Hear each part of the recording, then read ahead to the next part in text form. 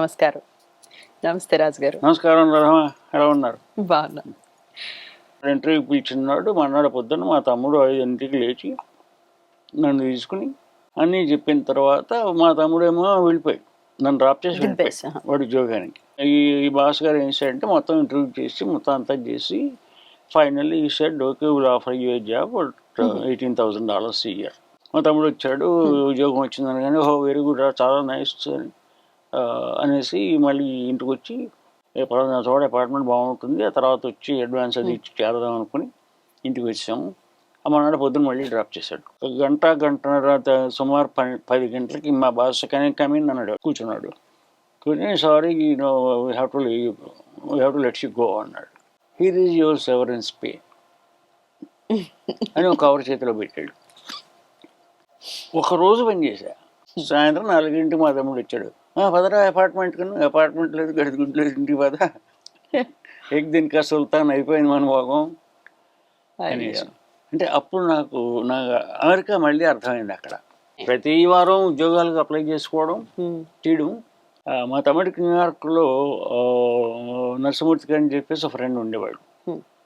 అంటే మా తమ్ముడు ఏం చేశాడంటే నేను రాగానే వాడికి ఈ దేశం మొత్తం మీద ఉన్న కాంట్రాక్ట్స్ అని అప్పుడు 4 ఏళ్ళ నుంచి ఉన్నాడు కాబట్టి అన్ని వాళ్ళలోనూ ఎవరో ఒకరు తెలియడం లేదు. అందరికీ కూడా మా అన్నయ్య వచ్చాడు, ఇలాగా వాడు ఐఐటీలో చదువుకున్నాడు, వాడు గ్రీన్ కార్డు ఉంది, వాడికి ఏమైనా ఆపర్చునిటీస్ ఉన్నాయా మన వాడు ఎవరికైనా చెప్పండి అని అందరికీ వాడు చెప్పినప్పుడు ఈ నరసింహమూర్తి ఆయన వేస్కో కన్సల్టెంట్స్ అని అందులో పనిచేసేవాడు.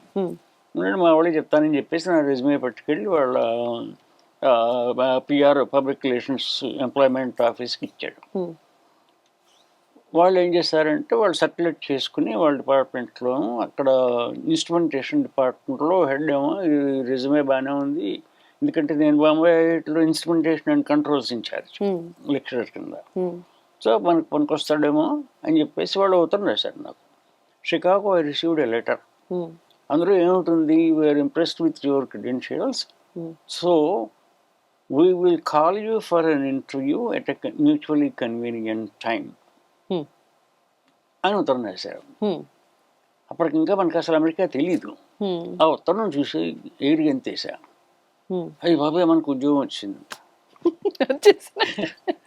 ఉద్యోగం వచ్చేసింది అనుకున్నాను. మా తమ్ముడికి చెప్పారు మనకి ఉద్యోగం వచ్చేసిందిరా అని.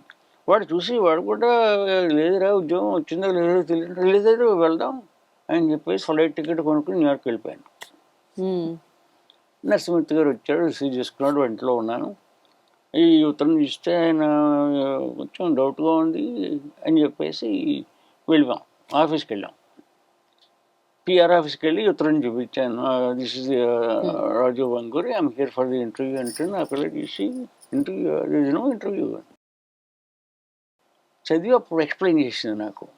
మళ్ళీ చదువు ఇది, it only says that we will call you for an interview as mutually convenient అని. మనమేమో ఉద్యోగం వచ్చేసిందాక మనం వెళ్ళిపోయాం. తీరా నేను షికాగో నుంచి ఆల్ ది వే ఫ్లై చేసుకొచ్చాను తెలియకనే పాప ఆ పిల్ల అప్పటికప్పుడు ఏదో హెడ్ ఆఫ్ ది డిపార్ట్మెంట్ వాళ్ళతో మాట్లాడి ఏదో ఇంటర్వ్యూ అది చేసింది. అక్కడ తమాషా జరిగింది.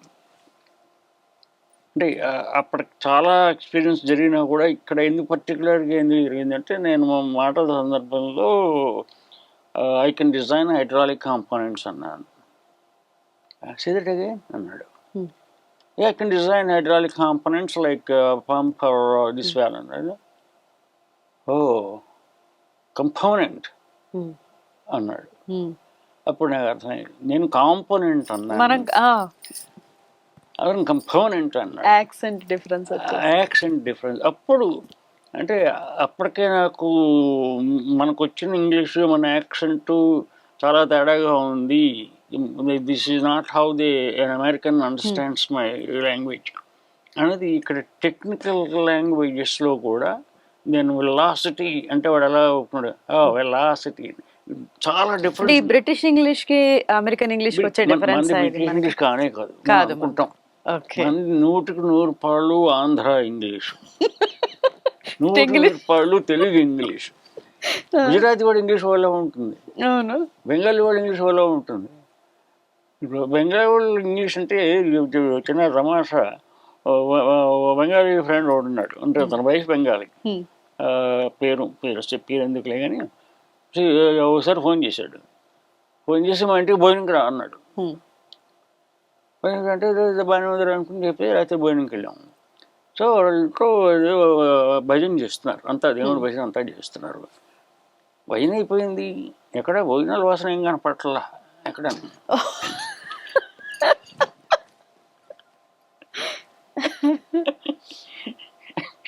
పక్క పిలిచాడు కానీ ఏంటో అసలు ఎక్కడ భోజనం భోజనం ఏంటి అన్నాడు.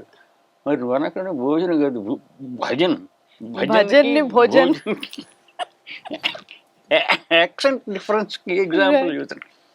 సో అప్పుడు నాకు అర్థమైంది మనం ఇంగ్లీష్ కొంచెం మాట్లాడేటప్పుడు నెంబర్ 1 స్లోగా మాట్లాడాలి, నెంబర్ 2 అవతల వాడికి అర్థమవుతుందో లేదో కొంచెం గమనిస్తూ ఉండాలి. మనం 1 వే ట్రాఫిక్ వెళ్ళిపోతే కుదరదు, వాడికి అర్థం అవ్వకపోవచ్చు, అర్థం అవ్వకపోతే అడుగుతాడు, మొహమాట పడ్డు.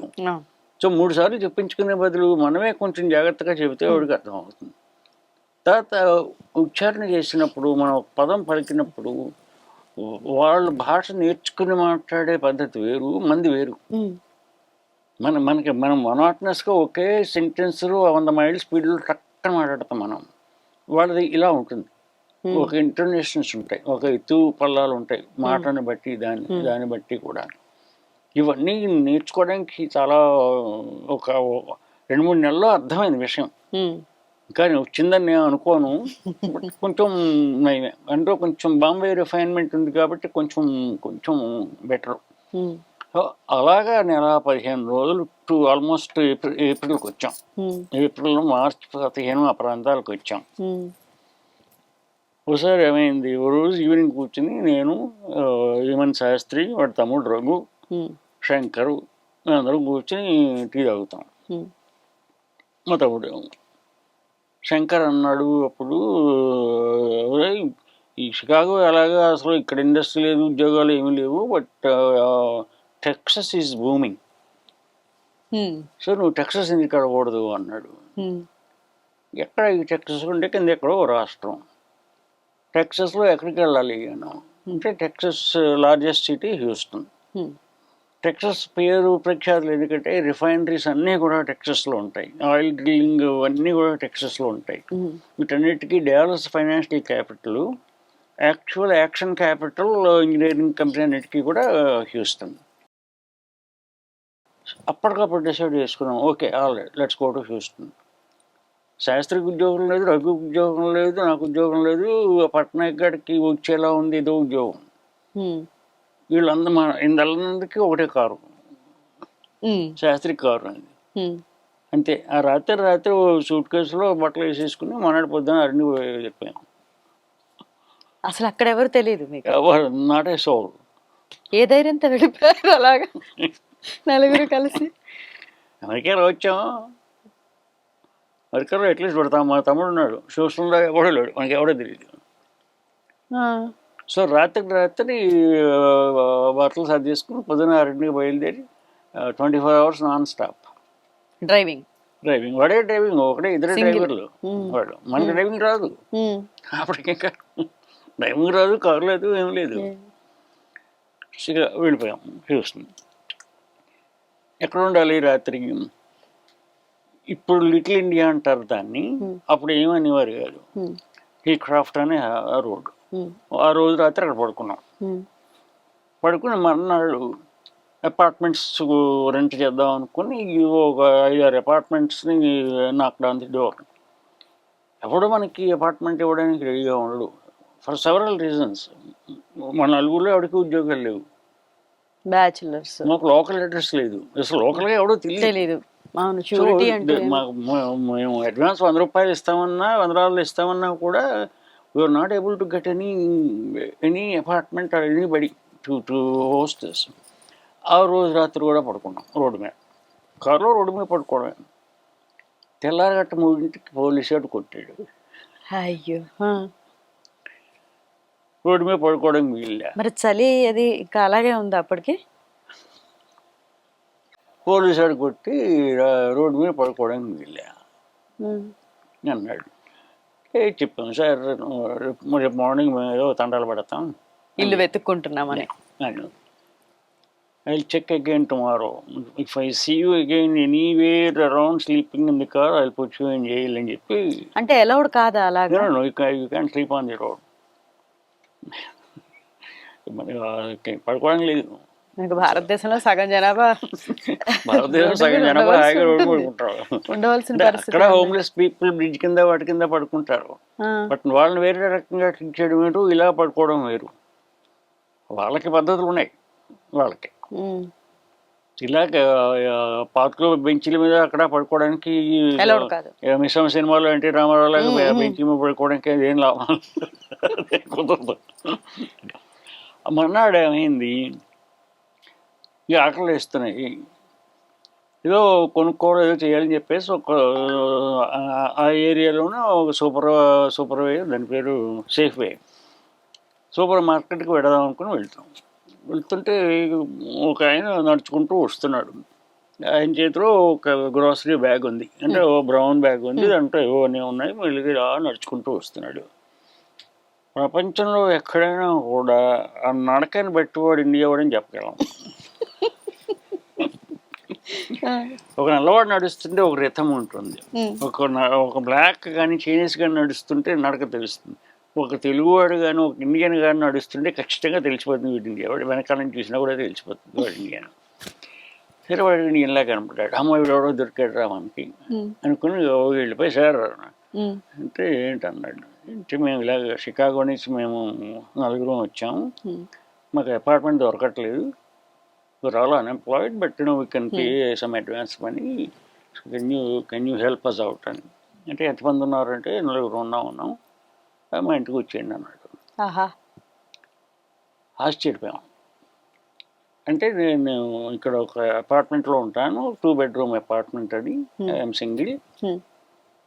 సో మీలో ఎవరో ఉద్యోగం వచ్చేదాకా 2 weeks 3 weeks నా దగ్గర ఉండొచ్చు, కానీ మీ వంట మీరే చేసుకోవాలి, నాకు డబ్బు అక్కర్లేదు, బట్ ఎవరికైనా ఉద్యోగం రాగానే మటుకు వెళ్ళిపోవాలి అన్నాడు.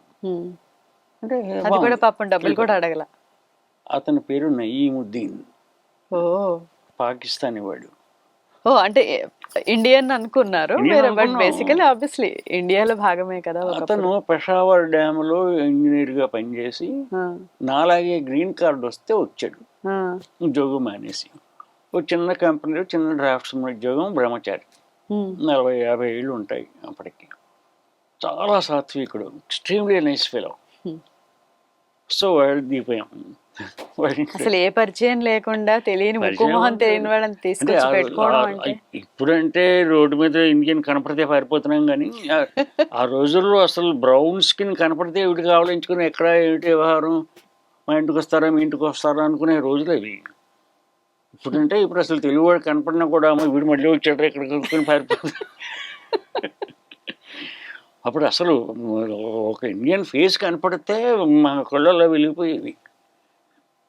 ఆ హోమ్ సిక్నెస్ లేకపోతే అలా ఉంటుంది, విపరీతమైన హోమ్ సిక్నెస్. అసలు మన వాడు కనపడితే తనకు బజార్కి వెళ్ళి కూరలు కొనుక్కోవాలంటే మన కూరలు అంటూ దొరికేవి కేవలం 4-5 ఉల్లిపాయలు, టొమాటోలు, బంగాళదుంపలు, క్యాబేజీ, ఇంతే, ఇంకేం దొరకవు.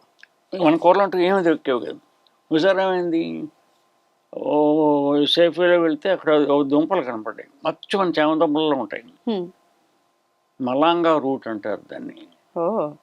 అది కొనుక్కొని చామదుంపలు దొరికేసేవి అనుకుని వెళ్ళి కట్ చేసుకుని దాన్ని ఉడకబడదామని నీళ్ళలో పెడితే 2 minutes మొత్తం అంతా నీళ్ళు అయిపోయాయి.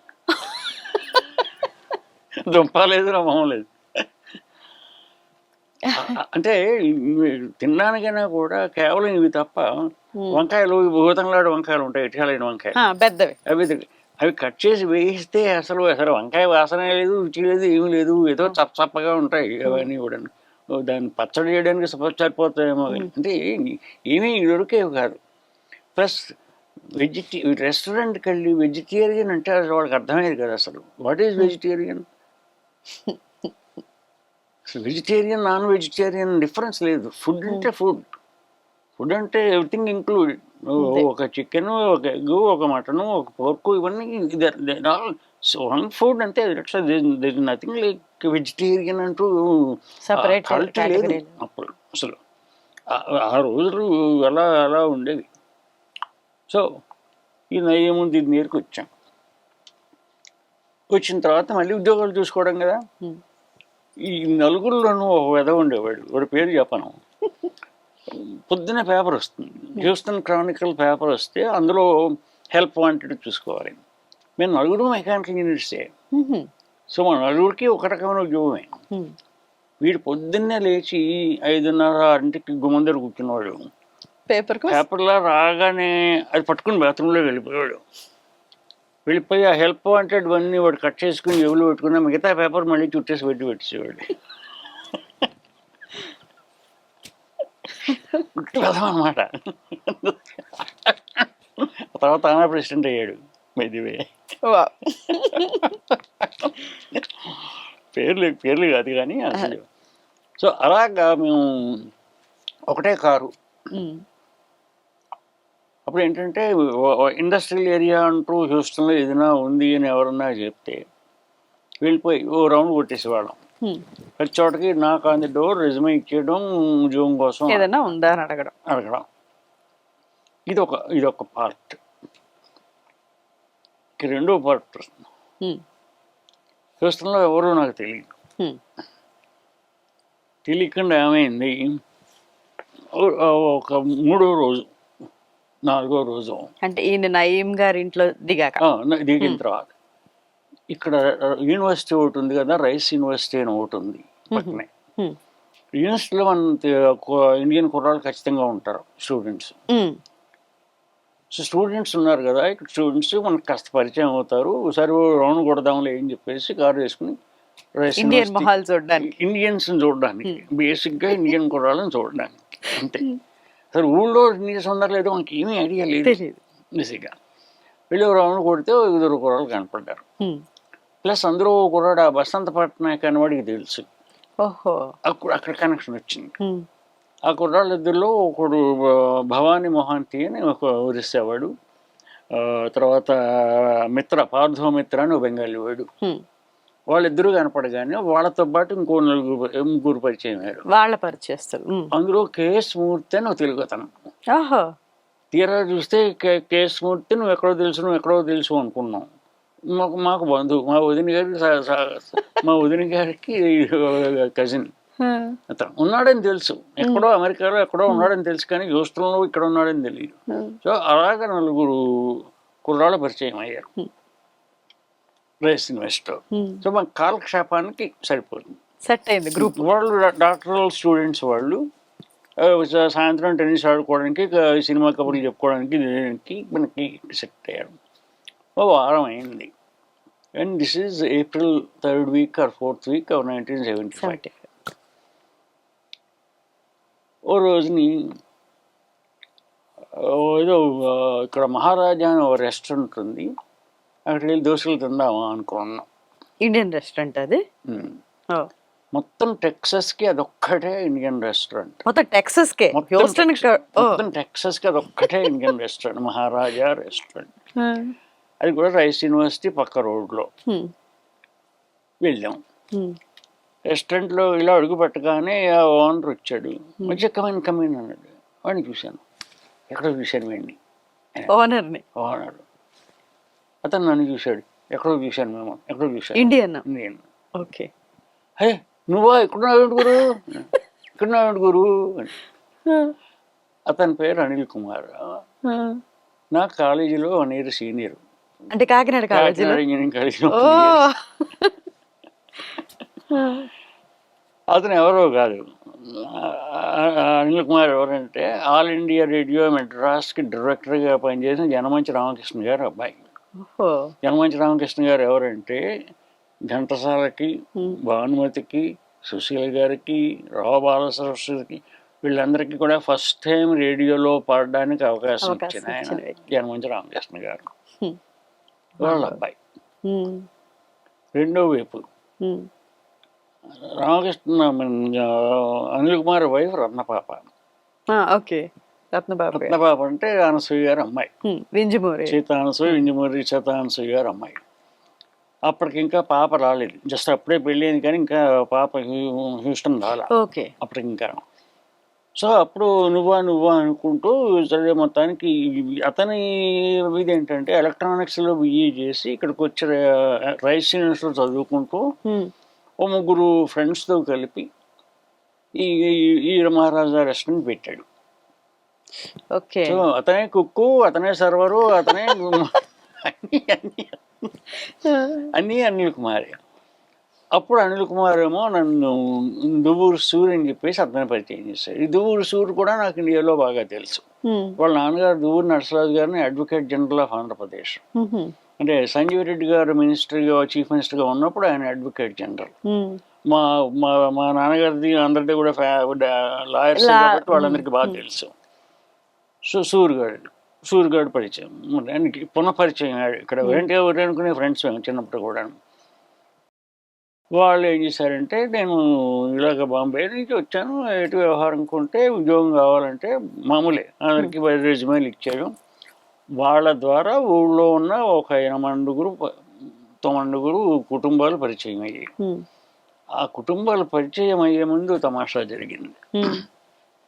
అనిల్ కుమార్ వైఫ్ రత్న పాప, అప్పుడే వాడికి 5-6 నెలల క్రితం పెళ్ళి అయింది. పాపకు వీసా వచ్చింది.